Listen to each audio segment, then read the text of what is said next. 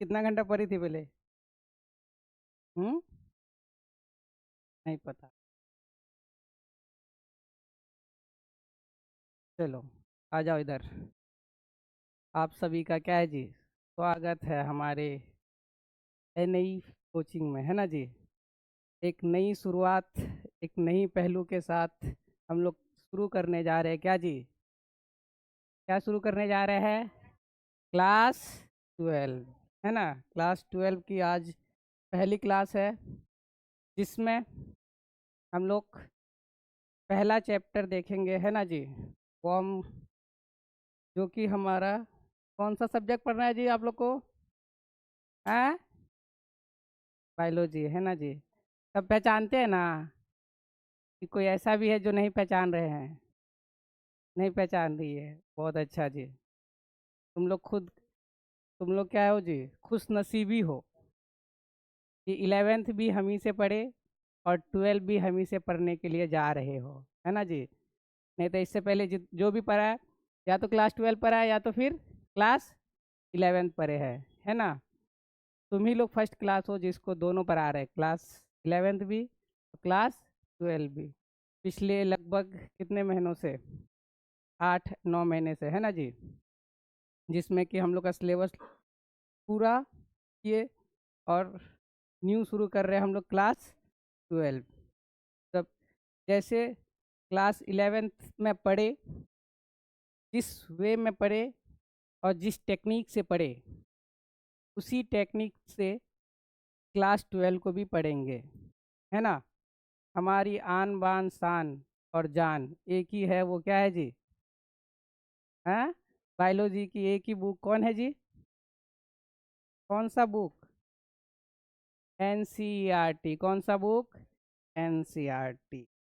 इस बार बिहार बोर्ड के पैटर्न में थोड़ा चेंज देखा गया है ना जी। देखे हो कि नहीं पेपर इस बार का?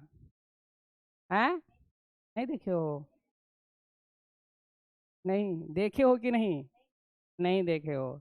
इस बार का पेपर देखना चाहिए। इस बार बिहार बोर्ड बहुत अच्छा पेपर सेट किया है, बहुत अच्छा पेपर सेट किया था इस बार का पेपर। अदर ईयर से इस ईयर का जो पेपर था वो थोड़ा सा क्या था, लॉजिकल था, समझे। जो बच्चे गैस पेपर या क्वेश्चन बैंक पढ़ के गए थे, वो बच्चा सही स्कोर नहीं कर पाएंगे, नहीं पाए, और उससे सवाल भी नहीं बने ठीक से, समझे। जो भी बच्चा क्वेश्चन बैंक और गैस पेपर रेट रट के गए हैं, उन लोग पेपर सही से लिख के नहीं आ पाए। कारण यही था कि इस बार का ऑब्जेक्टिव भी जो भी पूछा गया था वो एनसीईआरटी के लाइन से सीधा उठा के पूछ दिया गया था, समझे।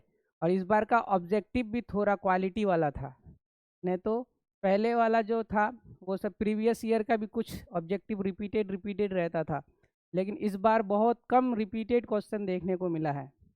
ठीक, इस बार का क्वेश्चन थोड़ा सा हमको लगता है और ईयर से इस बार का जो क्वेश्चन बनाया है वो बहुत अच्छा और बहुत बेहतर बनाया है, क्योंकि अभी बिहार बोर्ड में न्यू न्यू टीचर सब जो आए हैं उन लोग क्वेश्चन थोड़ा सेट अच्छे से कर रहे हैं, इसीलिए इस बार अच्छा पेपर देखने को मिला था।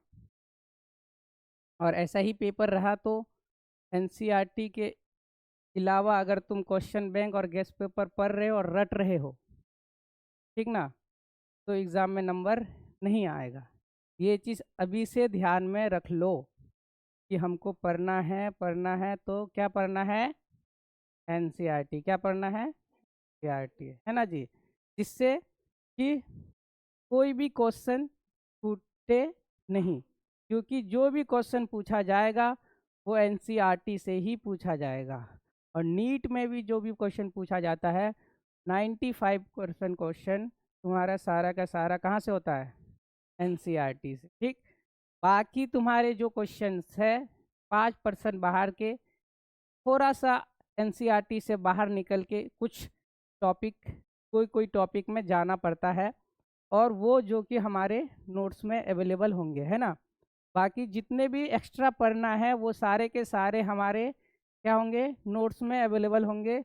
जो कि आउट ऑफ एनसीईआरटी होगा। ठीक, 11th में भी देखें कि कुछ कुछ आउट ऑफ एनसीईआरटी भी पढ़े थे हम लोग।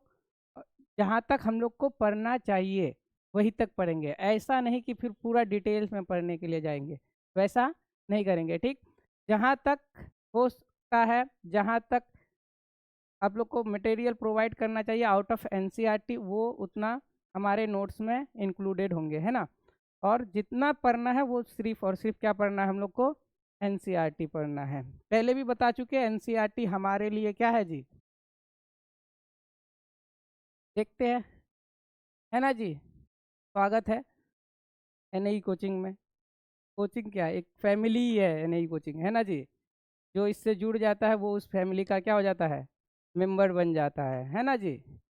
तो यहाँ पे जितने भी बच्चे हैं एक किसके तरह रहते हैं हम लोग, सारे मिलके एक फैमिली के तरह। कोचिंग से ज़्यादा हमको लगता है कि ये एक फैमिली बन चुका है अब, है ना जी, कि जिसमें जो जुड़ता है वो मेंबर इस कोचिंग इंस्टीट्यूट का हो जाता है ना जी। चलो आज है हमारा क्या पहला, कौन सा क्लास जी, क्या कौन सा क्लास है, इंट्रोडक्शन क्लास। कौन सा class, introduction class. Introduction class में हम लोग ये जानेंगे कि हम लोग को पढ़ना क्या है ना, कैसे किस तरीके से पढ़ना है। और जैसे कि पहले भी क्लास 11th में पढ़ाए, किसी को जो भी बच्चा पढ़े है उसका बुक जाके देखना कि बच्चा का बुक में कुछ ना कुछ तो लिखा हुआ है ना। और जितना गंदा तुम लोग का बुक हुआ है, हमको नहीं लगता है कि किसी और का बुक क्लास में उतना गंदा करवाए होंगे, कोई कोई भी टीचर उतना गंदा बुक क्लास में नहीं करवाए होंगे जितना हमने आप लोग को करवा दिया क्लास 11th में बुक को गंदा, है ना जी, लिखवा के एक्स्ट्रा पॉइंट या जो भी एग्जाम्पल का ट्रिक, ये जो कुछ भी है ना, वो सारे बुक में लिखवाए हैं। कुछ कुछ कोई कोई नहीं भी लिखे होंगे। ठीक, चलो इंट्रोडक्शन क्लास में हम लोग ये देखते हैं कि हम लोग का सिलेबस क्या है, चैप्टर कितना है ना। उसके बाद कौन सा बुक है आप लोग के पास, कौन सा बुक नहीं है, कौन कौन बुक ले लिए है, 1 2 3 4 5, और वो भी ले लिए 6, और बाकी सब वाइज में कोई नहीं लिए। कल बोल के भेजे कि बुक ले लेना, अब लड़ाई में जंग शुरू होने वाला है और हमारे पास हमारा हथियार ही नहीं है, तो पहले तुम्हारा ही गर्दन कटेगा क्या जी, हाँ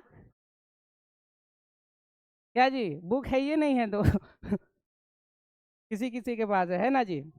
पहले ही बोल के रखे थे, जब स्टार्ट क्लास नहीं स्टार्ट हुआ तभी बोल दिए थे कि बुक पहले ही खरीद लेना। खरीदना तो है ही, कोई ऐसा है कि जो खरीदना नहीं चाहते हैं, बताओ। तुम नहीं खरीदना चाह रहे हो, तो फिर जब खरीदना ही है, पैसा लगेंगे ही, पैसा उतना ही लगना है, तो फिर हम लोग पहले काहे नहीं खरीदेंगे, काहे बाद में जाके खरीदेंगे, बताओ तो तुम, है ना। टोटल लगभग कितना, 900 के आसपास टोटल है 12 का जितना एनसीईआरटी है ना। लगभग टोटल जोड़ के तुम्हारा 900 है, जिसमें जो भी बुक स्टोर जितना डिस्काउंट देता है वो क्या करते हैं, उस बेस पे तुम्हारा अपना प्राइस हो जाएगा। ठीक, चलो इंट्रोडक्शन क्लास में जैसे कि हम लोग बताएं बुक्स के बारे में, जैसे कि ऊपर में जो भी क्लास ऊपर में जो है बुक्स, वो सारे के सारे कौन से है, ये जो बुक्स है, ये 2 फिजिक्स के बुक, ये 2 केमिस्ट्री के, और ये एक बायोलॉजी की, है ना। ये तो हम लोग किसमें लिए थे, क्लास 11th में, है ना। ये सारे के सारे बुक जो ऊपर में है वो कौन से क्लास के हैं, क्लास 11th के हैं। अभी हम लोग कौन से में स्विच किए, कौन से क्लास में स्विच किए, क्लास 12th में, है ना। तो 12 के भी कितने बुक है एनसीईआरटी, 5, 2 केमिस्ट्री, 2 फिजिक्स और 1 बायो की, है ना। और ये जो है हमारे लिए ये क्या है जी, क्या है जी, यही हमारा कुरान है, यही हमारा गीता है ना। यही हमारा पुराण है, जो कि हम लोग को क्या करना है, क्या करना है जी, घोल के पी लेना है, पढ़ना नहीं है सिर्फ, क्या करना है, पी जाना है ना जी। लगभग तुमसे जितने बार हो सके, तुम जितने बार पढ़ो वो तुम्हारे लिए उतना बेहतर है ना। 11th में भी बहुत सारे बच्चे बहुत सारे चैप्टर्स को, हमको लगता है कि बहुत सारे आदमी जो, बहुत सारे बच्चे जो है वो क्या किए हैं, कई बार पढ़े हैं, 5-6 बार करके भी पढ़े हैं एक एक चैप्टर को, है ना। तो वैसे ही मोमेंटम क्लास 12 में भी होना चाहिए। और जैसा क्लास 11th में जैसा चीज़ चल रहा था वैसा ही क्लास 12 में भी चलेगा, उससे थोड़ा और अधिक बढ़ के। जितना 11th में किए हैं उससे क्या होगा, अधिक ही क्या होगा, और मेहनत करना पड़ेगा, क्योंकि इसमें और भी चीज़ें इंक्लूडेड होंगे, है ना। बहुत सारे चीज़ें इसमें न्यू न्यू इंक्लूडेड होंगे, जो कि ये हमारे लिए क्या है जी, क्या है जी, ये हमारे लिए, और यही हमारा क्या है जी, क्लास किसके लिए, 12 के लिए, है ना। जो कि हम लोग इसमें क्या करना है, हम लोगों को क्या करना है जी, पढ़ना नहीं है सिर्फ, क्या करना है, खोल के पी जाना है, ठीक ना। और जहाँ से एनसीईआरटी से तुमसे पूछ लिया जाए किस पेज में टॉपिक है, कौन सा चैप्टर का पार्ट है ये टॉपिक, वो चीज़ भी तुमको क्या होना चाहिए, आना चाहिए, है ना। पहली बात, जैसे ही सिलेबस जैसे ही स्टार्ट होता है क्लास, वैसे ही अपना पहले चैप्टर देख लो, उस बुक में कौन कौन सा चैप्टर है। सीरियली तो पहले अपना चैप्टर वाइज देख लो कि चैप्टर में कितना चैप्टर है, ठीक। उसके बाद जिस चैप्टर को पढ़ने के लिए जाओ उसमें एनसीईआरटी के साइड में एक तुम्हारे साइड में लिखा हुआ रहता है टॉपिक के नाम, है ना। 1.2, 1.1, 1.3 ऐसे करके टॉपिक के नाम लिखे हुए रहते हैं, वो सब भी याद होने चाहिए, ठीक। उसके बाद उस टॉपिक के अंदर भी सब टॉपिक होते हैं, वो भी याद होने चाहिए, है ना। जैसे कि एक तुम्हारे माइंड में क्या होना चाहिए, माइंड मैप बन जाना चाहिए, क्या बन जाना चाहिए, माइंड मैप बन जाना चाहिए कि ये टॉपिक इस चैप्टर का है, इस सब टॉपिक का चीज है ना। और इसका उदाहरण ये इस टाइप के है, ठीक। ये सारे चीज हमको क्या होने चाहिए, एक माइंड में मैप बन जाना चाहिए कि ये जो क्वेश्चन पूछा गया है, तुमको क्वेश्चन देख के ये लग जाना चाहिए कि क्या है, ये किस टॉपिक का है, कौन से चैप्टर का है ना। क्वेश्चन देख के लगना चाहिए। जैसे इस बार का जो बोर्ड का एग्जाम था उसमें देखे जो जो क्वेश्चन, सीधा कुछ कुछ क्वेश्चन ऐसे देख के लग गया कि ये जितना भी क्वेश्चन, लगभग क्वेश्चन देख के लग गया कि ये इस चैप्टर का है। तो तुमको भी वैसे होना चाहिए कि जैसे ही जो चैप्टर को पढ़ लिए, जिस टॉपिक को पढ़ लिए, उस चैप्टर का अगर उस टॉपिक का क्वेश्चन आता है तो तुमको देख के लग जाना चाहिए कि ये इस टॉपिक का क्वेश्चन है ना। ये चीज़ तुमको खुद पे अपने ऊपर विश्वास होना चाहिए कि नहीं, हम ये चीज़ पढ़ लिए हैं तो इस चीज़ के बारे में हमको पूरी जानकारी मिल गई है ना। और उसको जितना भी है वो याद कर लेंगे, मेमोराइज कर लेंगे, ठीक। इसमें कौन कौन है जो खरीदे हैं ये बुक, बायो के कम से कम ये लोग, इधर कोई नहीं, उधर नहीं खरीदे, जबकि कल बोल के भेजे कि कल लेके आना बुक, है ना जी। तुम लोग नहीं खरीदो लेकिन हमारे पास तो है ना जी। हमारे पास दोनों बुक है, ये रही क्या, इंग्लिश वाली, और ये हिंदी वाली, ठीक। एनसीईआरटी ये हिंदी वाली है ना, और ये इंग्लिश वाली। ये दोनों तो हमारे क्या है जी, क्या है जी, कुरान और गीता है ना। इसको घूट के पी जाना है ना जी। उसके बाद कुछ बुक और भी खरीदे थे, कोई कोई, किसी किसी ने नहीं खरीदा लेकिन कुछ कुछ बच्चे खरीदे थे, है ना। कौन बुक, और एक book NCERT exemplar. NCERT exemplar ये भी एक इम्पोर्टेंट बुक है ना, क्या है, ये भी एक इम्पोर्टेंट बुक है जो कि हिंदी मीडियम में नहीं मिलता है, लेकिन इंग्लिश मीडियम में ये अवेलेबल है। इससे भी क्वेश्चन फ्रेम होता है, इसमें सिर्फ क्वेश्चन ही है।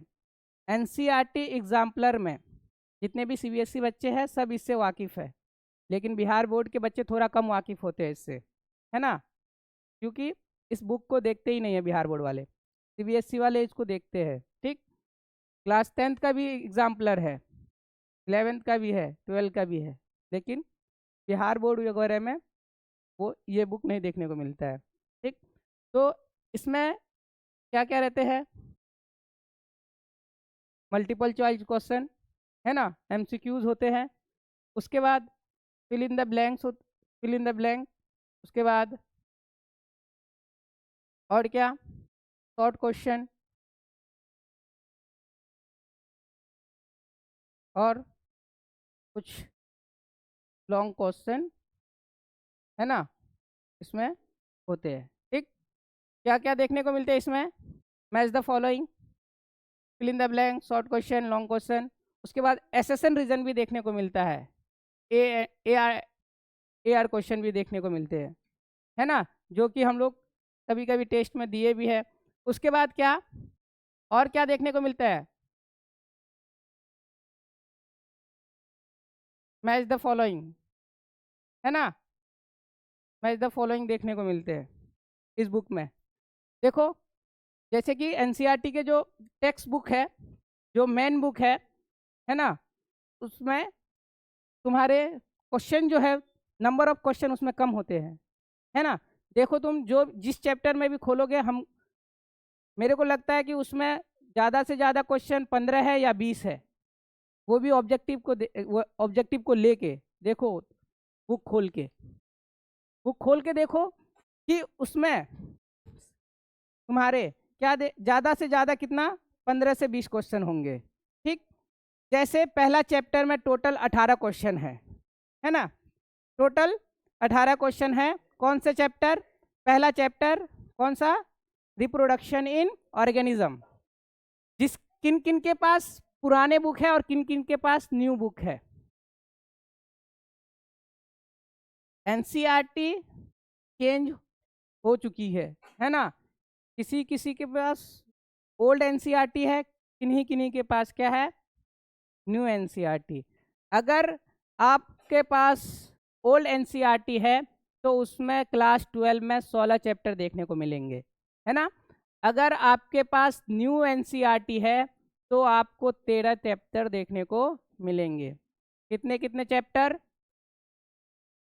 ओल्ड में कितने, 16 चैप्टर देखने को मिलेंगे और न्यू में 13 देखने को मिलेंगे। कितने, 13। ठीक, जैसे कि क्लास 11th में जो ओल्ड एनसीईआरटी है उसमें टोटल 22 चैप्टर है। कितने चैप्टर है, 22। और जो न्यू एनसीईआरटी क्लास 11th की है उसमें टोटल कितने चैप्टर है, 19। कितने चैप्टर है, 19।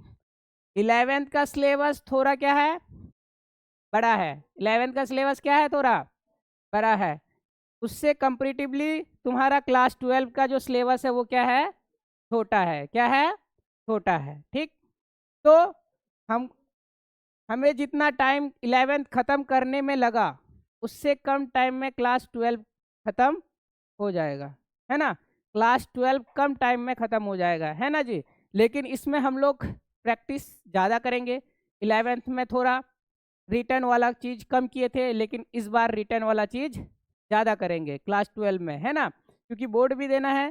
थियोरिटिकल क्वेश्चन भी तुम लोगों से बनना चाहिए, तो उसके लिए थियोरिटिकल क्वेश्चन का प्रैक्टिस भी होना चाहिए, है ना। जिसके वजह से हम लोग लेक्चर तो कम लेक्चर में ख़त्म हो जाएंगे और तुम्हारे लेक्चर का ड्यूरेशन बता देंगे, कौन से चैप्टर में कितना लेक्चर होगा ये भी बता देंगे, है ना। जिससे हम लोग एक आइडिया लगा सकते हैं कि हमारा सिलेबस कब तक ख़त्म हो जाएगा, है ना। जिससे लेक्चर के अकॉर्डिंग तुमको ये पता लग जाएगा कि हमारा इतना क्लास कौन से मंथ तक हो रहा है, उतने मंथ तक हमारा सिलेबस क्या हो जाएगा, ख़त्म हो जाएगा। और लास्ट में रिवीजन ही रिवीजन, रिवीजन और टेस्ट, रिवीजन और टेस्ट, है ना। ठीक,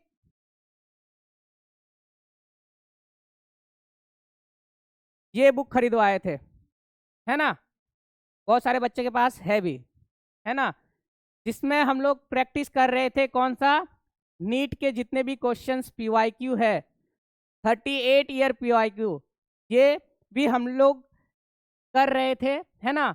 और जितने भी टेस्ट हुए हैं इसमें से भी बहुत सारे क्वेश्चन उसमें होते थे, जितने भी क्लास 11th के टेस्ट हुए हैं उसमें इस बुक का, है ना, इस बुक का क्या देखने को मिला है, ओमार देखने को क्या बोलते हैं, क्वेश्चन देखने को मिले हैं। ठीक, प्रीवियस ईयर नीट के जितने भी क्वेश्चंस है 30 ये हमारे पास 36 ईयर वाले हैं, अभी जो अभी है वो लेटेस्ट कौन सा है, 38 ईयर वाले। तुम लोगों के पास सारे के पास क्या है, 38 ईयर वाले क्या बोलते हैं क्वेश्चन बैंक है नीट के। ठीक, तो इससे भी हम लोग जितने भी क्वेश्चन किए थे इसमें अलग अलग वेराइटीज़ के क्वेश्चन देखने को मिले थे, और जितने भी टेस्ट हुए हैं, जितने भी टेस्ट हुए हैं इनसे भी कुछ ना कुछ क्वेश्चन रहा ही है ना, कुछ इनसे रहा है, कुछ अदर पब्लिकेशन का जो बुक हमारे पास है ना, जो एक्स्ट्रा कहीं और वाले पब्लिकेशन किसी और 2-3 बुक से तब जाके क्वेश्चन फ्रेम करते थे। ऐसा नहीं कि किसी एक बुक को अगर तुमको हम एडवाइस किए तो हम सारा का सारा उसी से क्या कर दिए, क्वेश्चन फ्रेम कर दिए, ऐसा नहीं था। जितने भी टेस्ट देखे होंगे आप लोग क्लास 11th की, जितने भी टेस्ट देखे होंगे, ऐसा लगता था कि नहीं कि ये सिर्फ इस बुक से क्वेश्चन नहीं था, ऐसा लगता था कि नहीं, किसको किसको लगता था जी, लगता था ना कि इससे, अगर इस बुक को हम लोग एडवाइस भी किए थे कि तुम्हारे पीवाईक्यू 38 ईयर वाले होने चाहिए, इससे भी सारे के सारे क्वेश्चन नहीं होते थे। ठीक, 3-4 बुक और जिससे हम क्वेश्चन फ्रेम करते हैं वो भी इंक्लूडेड है, लेकिन ये बुक अपने पास है, अपने सब लगभग सारे लोगों के पास है ना, तो जिससे हम लोग नीट के क्वेश्चन प्रैक्टिस करते हैं, है ना। तो इसमें नीट के सारे क्वेश्चन जो कि लास्ट 38 ईयर के क्वेश्चन है वो इसमें सारे के सारे पीवाईक्यू, है ना, प्रीवियस ईयर क्वेश्चन जो है इसमें इंक्लूडेड है ना, जो कि लगभग सभी बच्चे के पास है। और इसको भी क्लास 12 में भी हम लोग इसको क्योंकि इसमें दोनों है, क्लास 11th और क्लास 12 दोनों इंक्लूडेड है, ऐसा नहीं कि क्लास 12 में तुमको फिर न्यू खरीदना है। जब वो क्लास 11th में खरीदे थे आप लोग, तो उसमें क्लास 12 का भी है। कोई लाए हैं, नहीं लाए हैं, तो देखो इसमें ही देख लेते हैं जो हमारे पास है।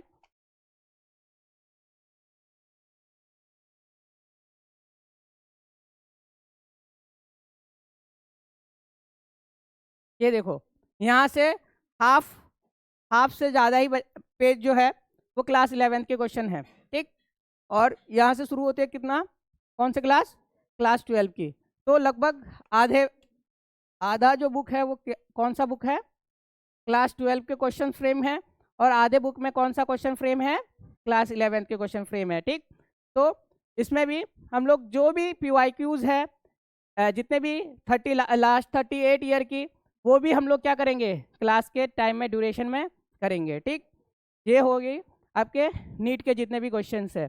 उसके अलावा जितने भी इंडस्ट्रीज है बड़े बड़े, उनके भी क्वेश्चन फ्रेम जो है उनको भी हम लोग प्रैक्टिस करते हैं, ठीक ना, तो वो भी करते रहेंगे।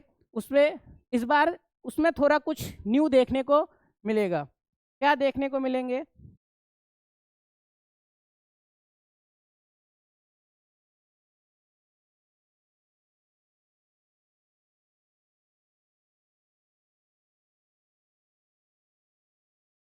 यहाँ इंक्लूड करते एक स्लाइड,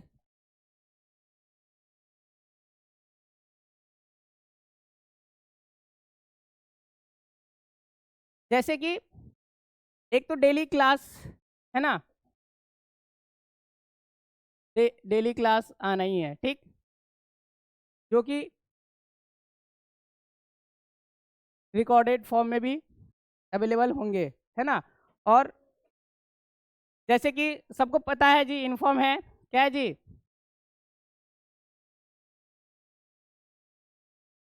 है सबके पास डाउनलोड? हमारी कोचिंग की ऐप भी है ना, जिसमें एप्लीकेशन NAE कोचिंग का एप्लीकेशन आप लोगों के पास सबके पास होंगे, है ना। तो इसमें कुछ कुछ चीज़ें डलेंगे आप लोगों के लिए अब क्या क्लास 12 में, है ना, जिससे जैसे कि क्या क्या, एक तो डेली क्लास वो अगर होंगे तो ऐप में डलवाएंगे, ठीक। उसके बाद पहला क्या, DPP, है ना। DPP मतलब डेली प्रैक्टिस पेपर, है ना जी। डेली प्रैक्टिस पेपर, ठीक। डेली प्रैक्टिस पेपर में जैसे कि क्या क्या होंगे इसमें, इसमें अलग अलग चीजें होंगे जी। फर्स्ट क्या होंगे, MCQs, क्या होंगे, MCQs, ठीक। फिर कुछ PYQs, previous year question, multiple choice question, PYQs, किससे रिलेटेड, किससे रिलेटेड, नीट से रिलेटेड। उसके बाद कुछ क्वेश्चन क्या होंगे, कुछ क्वेश्चन बिहार बोर्ड, है ना, बिहार बोर्ड के कुछ क्या होंगे, PYQs, प्रीवियस ईयर, जिसको हम लोग क्वेश्चन बैंक वगैरह बोलते हैं ना जी। उसके बाद इस DPP में जैसे जनरली जितने भी DPPs बनाते हैं, जो भी DPP प्रोवाइड करते हैं, है ना, तो सिर्फ और सिर्फ क्या करते हैं, MCQs देते हैं। लेकिन हमारे इस DPP में और चीज हम इंक्लूडेड कर रहे हैं, वो क्या कर रहे हैं, सेकेंडली इसमें क्या होंगे, शॉर्ट शॉर्ट क्वेश्चंस भी होंगे, और कुछ क्या होंगे इसमें, कुछ क्या होंगे जी, लॉन्ग क्वेश्चन भी होंगे, है ना जी। कुछ शॉर्ट क्वेश्चंस भी होंगे, कुछ लॉन्ग क्वेश्चंस भी होंगे, जिससे आपको क्या होगी इसमें कि शॉर्ट क्वेश्चन लिखने का प्रैक्टिस भी हो जाएगी और लॉन्ग क्वेश्चन लिखने का भी क्या हो जाएगी, प्रैक्टिस हो जाएगी, ठीक। जो कि शुरू से स्टार्टिंग से लगभग वीकली, इसमें वीकली वीकली लगभग 2 या 3 क्या होंगे जी, DPP मिलेंगे, ठीक। जैसे ही चैप्टर पढ़ेंगे, कुछ टॉपिक पढ़ेंगे, 2-3 टॉपिक पढ़ लिए 2-3 लेक्चर में, तो एक DPP मिलेंगे, ठीक। मतलब एक लेक्चर 2 लेक्चर हो गया, या कभी एक लेक्चर में बड़ा हो गया तो उसमें DPP मिल जाएगा एक लेक्चर का सेपरेटली, है ना। तो इस DPP में क्या होगा, तुम्हारा MCQ वगैरह होगा, नीट का PYQ भी होगा, बिहार बोर्ड के कुछ क्वेश्चंस भी होंगे, और क्या होंगे, शॉर्ट क्वेश्चंस के भी होंगे कुछ कुछ, और कुछ कुछ क्या होंगे, लॉन्ग क्वेश्चंस भी होंगे, जिससे लॉन्ग क्वेश्चन और शॉर्ट क्वेश्चन का भी प्रैक्टिस यहीं से क्या हो जाएगा, शुरू हो जाएगा, है ना। फर्स्ट दिन से, मतलब फर्स्ट DPP से ही क्या होगा, लॉन्ग क्वेश्चन और शॉर्ट क्वेश्चन का भी प्रैक्टिस शुरू हो जाएगा, है ना, ठीक। जैसे कि NCERT, है ना जी, आन बान शान हमारा यही है। और इसका सिलेबस के बारे में जैसे कि बोले कि एक है हमारा कौन सा NCERT, एक है ओल्ड NCERT और एक क्या है, न्यू NCERT। तो ये अभी जो दिख रहा है ये कौन से है, ओल्ड वाली, कौन सी, ओल्ड NCERT, ओल्ड NCERT, जिसमें देखो लगभग कितने चैप्टर्स है तुम्हारे, 16 चैप्टर है। कितने चैप्टर है, 16 चैप्टर है, दिख रहे हैं कि नहीं, हैं। पहला चैप्टर का नाम क्या है, जीवों में जनन, रिप्रोडक्शन इन ऑर्गेनिज्म। दूसरा चैप्टर का नाम क्या है, पुष्पीय पादपों में लैंगिक प्रजनन, मतलब sexual reproduction in flowering plant. Flowering plant के बारे में कहीं पढ़े थे, कौन से क्लास में, क्लास 11th में क्या पढ़े थे, मॉर्फोलॉजी एंड एनाटॉमी, है ना। ठीक, उसके बाद तीसरे चैप्टर का नाम क्या है? मानव जनन, ह्यूमन रिप्रोडक्शन, है ना। और चौथे चैप्टर का नाम क्या है? जनन स्वास्थ्य, रिप्रोडक्टिव हेल्थ। पहला चैप्टर कौन सा? रिप्रोडक्शन इन ऑर्गेनिज्म, जीवों में जनन। दूसरा चैप्टर का नाम sexual reproduction in flowering plant, या फिर इसको क्या बोलते हैं, पुष्प पादपों में लैंगिक जनन। तीसरा चैप्टर का नाम ह्यूमन रिप्रोडक्शन, और उसको हिंदी में क्या बोलते हैं? मानव जनन। ठीक, उसके बाद रिप्रोडक्टिव हेल्थ, क्या बोलते हैं? जनन स्वास्थ्य। ये चारों मिला के एक यूनिट बनाता है जिसका नाम क्या है जी? रिप्रोडक्शन। क्या नाम है? रिप्रोडक्शन। कौन सा यूनिट? रिप्रोडक्शन। रिप्रोडक्शन यूनिट में कितने चैप्टर्स? 4 चैप्टर्स, है ना, जो कि यूनिट कितना है? 6। 5 यूनिट मतलब तुम्हारे क्लास 11th के जो टोटल 5 यूनिट में बटा हुआ था, है ना, वो तुम्हारा पहला डाइवर्सिटी वाला, दूसरा क्या हो गया? स्ट्रक्चरल वाला, उसके बाद तीसरा हो गया तुम्हारा क्या बोलते हैं, सेल बायोलॉजी वाला, उसके बाद चौथा जो है तुम्हारा प्लांट फिजियोलॉजी वाला, और पांचवा जो है ह्यूमन फिजियोलॉजी वाला। ये 5 यूनिट क्लास 11th के हैं। और 6, 7, 8, 9, 10, 6, 7, 8, 9, 10 ये जो यूनिट है वो कौन से क्लास के हैं? क्लास 12 के हैं। कौन से? क्लास 12 के। ठीक, जिसमें कि पहला यूनिट में ओल्ड एनसीईआरटी में जो है वो कितने चैप्टर है? 4 चैप्टर है। लेकिन न्यू एनसीईआरटी में कितने चैप्टर है? 3 चैप्टर है। कौन से चैप्टर नहीं पढ़ने हैं? तो रिप्रोडक्शन इन ऑर्गेनिज्म, ये न्यू एनसीईआरटी में नहीं है।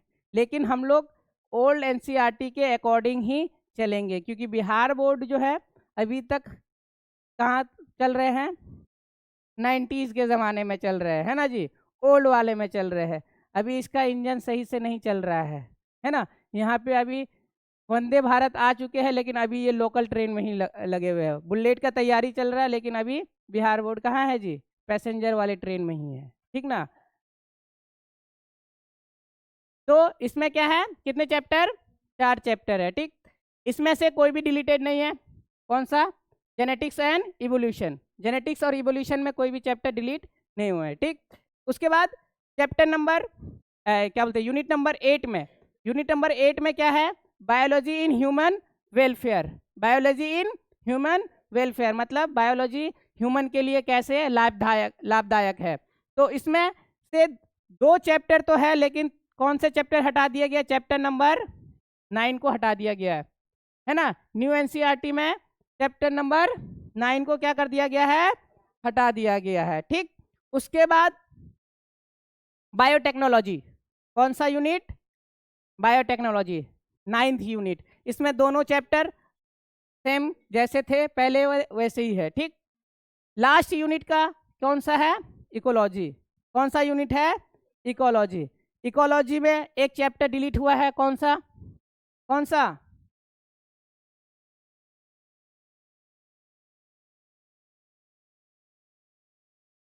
कौन सा? Chapter number 16। कौन सा डिलीट हुआ है? Environmental issue. कौन सा डिलीट हुआ है? Environmental issue. देखो कौन कौन से चैप्टर नहीं पर क्या बोलते हैं, न्यू एनसीईआरटी में इंक्लूडेड नहीं है। पहला रिप्रोडक्शन इन ऑर्गेनिज्म, दूसरा स्ट्रेटजी ऑफ फॉर इन्हारमेंट और क्या है जी, इन्हेंसमेंट और इन फूड प्रोडक्शन। ठीक, उसके बाद तुम्हारा क्या है? लास्ट चैप्टर जो कि क्या है? Environmental issues. ये 3 चैप्टर न्यू एनसीईआरटी में नहीं है। तो क्या इसको सिलेबस के साथ ही पढ़े या फिर इसको सेपरेटली पढ़े? पहला तो पढ़ा देते हैं रिप्रोडक्शन इन ऑर्गेनिज्म स्टार्टिंग से। ठीक, लेकिन ये 2 चैप्टर जो है ना, 9 चैप्टर और चैप्टर नंबर 16, इसको हम लोग क्या करेंगे? होल्ड करके रखेंगे। होल्ड करके मतलब पहले वो बाकी सारे चैप्टर्स पढ़ लेंगे। ठीक, और फिर जाके हम लोग ये चैप्टर नंबर 9 और चैप्टर नंबर 16 को लास्ट में देखेंगे। क्या बोलते हो? सही है? जैसे कि जो चैप्टर एक पहला है और एक चैप्टर कौन सा है, 16 है, ठीक। तो जब हम रिप्रोडक्शन शुरू कर रहे हैं तो रिप्रोडक्शन वाला चैप्टर पढ़ ले रहे हैं, ठीक। उसके बाद जैसे ही हम इकोलॉजी पढ़ेंगे तो ये एक इकोलॉजी का ही चैप्टर है, तो इसको लास्ट में इस इकोलॉजी वाले चैप्टर को उसी के साथ क्या कर लेंगे, पढ़ लेंगे। बाकी बचा हमारे कौन से, चैप्टर नंबर 9, इसको सबसे लास्ट में देखेंगे।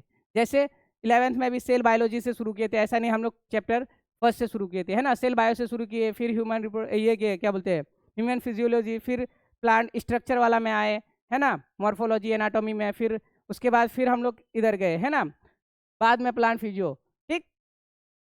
तो वैसे ही क्या करेंगे, पहला चैप्टर तो उसके साथ पहला यूनिट 6 यूनिट के साथ आ रहा है तो उसको वहीं पे पढ़ लेंगे, स्टार्टिंग से उसी से चैप्टर से करेंगे। और क्या, लास्ट वाला जो है इकोलॉजी पढ़ते पढ़ते उसको लास्ट में पढ़ लेंगे। बचा हुआ रहेगा हमारा चैप्टर नंबर 9, है ना। इसी का टेंशन रहेगा, तो इसको हम लोग क्या करेंगे, सबसे लास्ट में पढ़ेंगे, क्योंकि ये एक इसमें जैसे भी जो खेती बाड़ी वगैरह है, पोल्ट्री फार्म वगैरह है, वही सब के बारे में पढ़ना है ना। तो वो सब हम लोग क्या करेंगे, बाद में देख लेंगे आराम से, ठीक। जैसे कि देखो ये कौन सा है, ये कौन सा एनसीईआरटी है,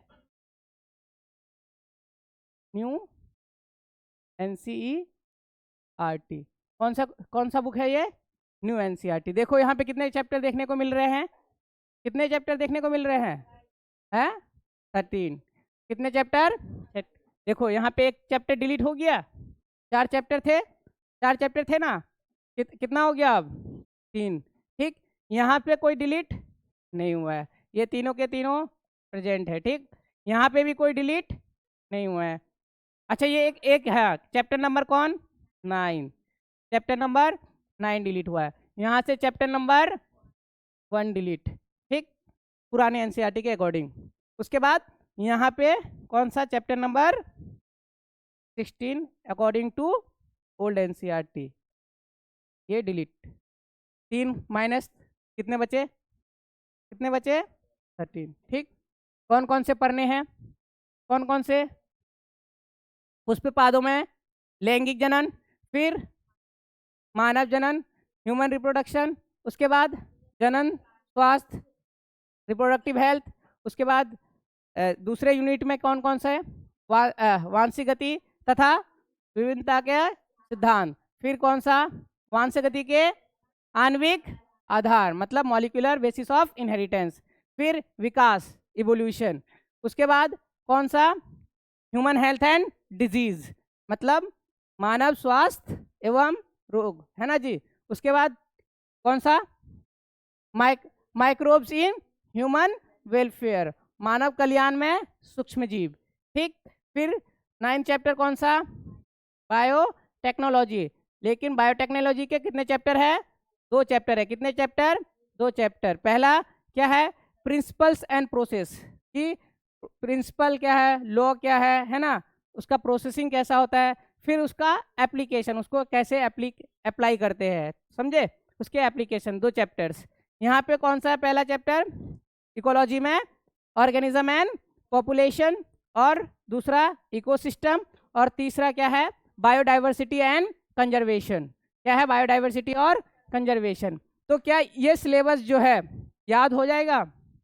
पहला चैप्टर का नाम sexual reproduction in flowering plant, दूसरा चैप्टर का नाम ह्यूमन रिप्रोडक्शन, तीसरा चैप्टर का नाम रिप्रोडक्टिव हेल्थ, उसके बाद पांचवा चैप्टर का नाम principle of inheritance and variation, छठा चैप्टर का नाम molecular basis of inheritance, 7th chapter का नाम इवोल्यूशन, उसके बाद 8th चैप्टर का नाम ह्यूमन हेल्थ एंड डिजीज, उसके बाद 9th चैप्टर का नाम माइक्रोब्स इन ह्यूमन वेलफेयर, फिर 9वें चैप्टर का नाम बायोटेक्नोलॉजी, लेकिन बायोटेक्नोलॉजी के कौन सा, प्रिंसिपल्स एंड प्रोसेस, फिर 10वां चैप्टर कौन सा बायोटेक्नोलॉजी एंड इट्स एप्लीकेशन, ठीक।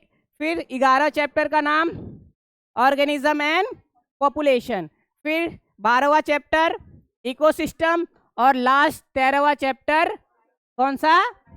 बायोडाइवर्सिटी। तो सिलेबस लगभग सबको पता चल गया क्या पढ़ना है हम लोगों को, हैं? कौन कौन से चैप्टर पढ़ने, कितने चैप्टर पढ़ने, पता चल गया ना?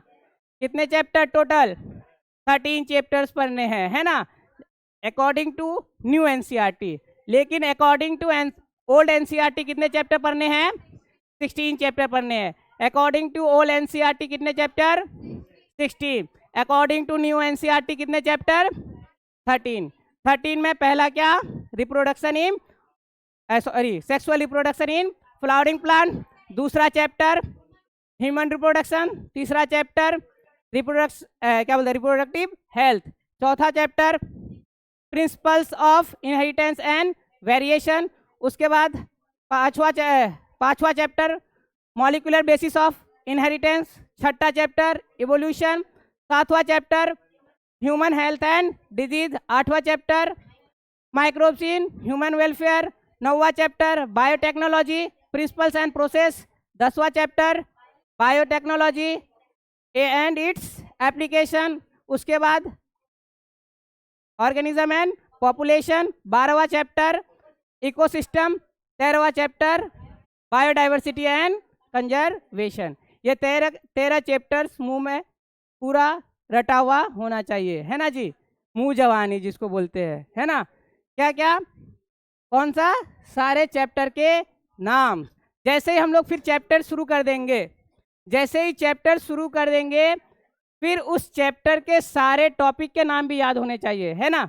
जैसे जिस चैप्टर को शुरू करेंगे वैसे ही उस चैप्टर के सारे टॉपिक्स, सारे हेडिंग जितने भी है और उस हेडिंग के भी सब हेडिंग जितने भी है वो सारे भी याद होने चाहिए, है ना। जिस चैप्टर को पढ़ेंगे उसके जो हेडिंग है 1.1, 1.2, 1.3, 1.4 ये सारे याद होने चाहिए। फिर उस चैप्टर में जो 1.1 के अंदर 1.11 है वो भी, उसके भी सारे हेडिंग्स वगैरह, सब हेडिंग वगैरह भी याद होने चाहिए, है ना। तो हम लोग पूरे सिलेबस के बारे में जान गए कि हमारे ओल्ड एनसीईआरटी में क्या कौन कौन से चैप्टर्स थे और न्यू एनसीईआरटी में कौन कौन से चैप्टर्स है। ठीक, 2-3 चैप्टर डिलीट हुए हैं। कौन कौन सा? Reproduction in organism. उसके बाद कौन? Strategy of for food inheritance. और लास्टली कौन सा तुम्हारा? Environmental issue. ये 3 चैप्टर जो ओल्ड एनसीईआरटी से डिलीट हो चुकी है ना। और न्यू एनसीईआरटी में रिमेनिंग कितने चैप्टर बचे? टोटल 13 चैप्टर बचे। ठीक, जिसमें कि 13 चैप्टर्स में सारे के सारे जो है उसके बारे में जान गए। ठीक, जिससे हमारा पहला लेक्चर कौन सा होगा? Reproduction in organism. बोले कि जिस पहले के हमारे जो एनसीईआरटी थे, पुराने एनसीईआरटी में उनका जो है कौन सा चैप्टर है? ये पहला चैप्टर। ठीक, जैसे कि हम लोग बोले कि क्या पहले हम लोग रिप्रोडक्शन इन ऑर्गेनिज्म वाला पढ़ लेंगे, फिर इकोसिस्टम क्या बोलते हैं, इकोलॉजी में जो लास्ट चैप्टर 16 था, है ना, इन्वायरमेंटल इशू, उसको भी पढ़ लेंगे। लेकिन बीच में एक रिमेनिंग चैप्टर बच जाएंगे, वो कौन सा चैप्टर? चैप्टर 9, जो कि हम लोग सबसे लास्ट में अगर पढ़ेंगे तो वो किसको पढ़ेंगे? चैप्टर नंबर 9 को पढ़ेंगे। पहले हम लोग 6 यूनिट कंप्लीट करेंगे, फिर 7 यूनिट, और ज़्यादातर जो क्वेश्चंस है वो 6 यूनिट, मतलब तुम्हारा 5 यूनिट 11th के और 6 पहला यूनिट 12 के, जिसको एनसीईआरटी कितने यूनिट लिखती है? 6 यूनिट, है ना। जिसमें कौन कौन से चैप्टर है अभी के एनसीईआरटी में? यूनिट नंबर 6 कौन सा? Reproduction unit. कौन सा यूनिट? रिप्रोडक्शन यूनिट, जिसमें कि कितने चैप्टर्स है? 3 चैप्टर्स है। कितने chapters? 3 chapter. 3 chapters reproduction unit के। ठीक, 3 चैप्टर्स जेनेटिक यूनिट से, 2 ह्यूमन वेलफेयर के, और 2 बायोटेक्नोलॉजी के, और 3 जो है इकोलॉजी के, है ना। कितने कितने? रिप्रोडक्शन के 3, उसके बाद तुम्हारे जेनेटिक्स के कितने? 3, फिर उसके बाद कौन से? ह्यूमन वेलफेयर के 2, फिर बायोटेक्नोलॉजी के 2, फिर क्या? इकोलॉजी के 3। ये तीनों कितने यूनिट है टोटल यहाँ पे? कितने यूनिट? 5 यूनिट। और 5 यूनिट हम लोग कहाँ पढ़े हैं? 5 यूनिट हम लोग क्लास 12 में, और 5 यूनिट 1 to 5 यूनिट जो है वो कहाँ पढ़े हम लोग? क्लास 11th में, ठीक। और 5 से लेके 6 से लेके 10 तक जो यूनिट है वो कौन से क्लास में है? क्लास 12 में है ना जी? क्लास 12 में, ठीक। क्लास 12 के कितने यूनिट है? 5। और 5 कहाँ पे थे? क्लास 11th के, जिसमें नंबर ऑफ टोटल चैप्टर कितने थे?